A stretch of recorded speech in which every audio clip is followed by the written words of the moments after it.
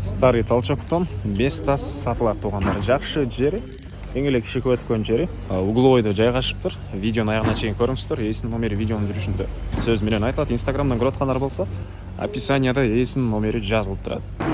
Сатылуучу место старый толчок, эталон строй, С11 место болуп калат экен. Сиздер Жибек жолунан Тоголок мулден келгениңиздерде оң тарапта биринчи дарбазаны эле киресиздер. Киргенде мынакей сантехника деген жазууну көрдүңүздөрбү? Ошол бүгүнкү чыгыштагы сатылуучу объект. Ориентирди бул центр отопления дегенге алсаңыз болот. Ушунун туш тарабынан кире бересиздер туугандар. Тоголок мулдун киресиздер, оң тарапта мынакей С11 место болуп калат. Тарабына киргенде да угловой. Негизинен видео машина айткандай, киши көп өткөн жакшы жерде жайгашыптыр. Аянты 80 квадрат экен туугандар. 80 квадрат 2 этаж.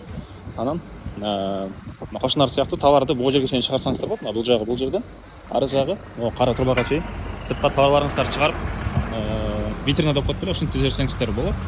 Мынакей бул ички тарабы.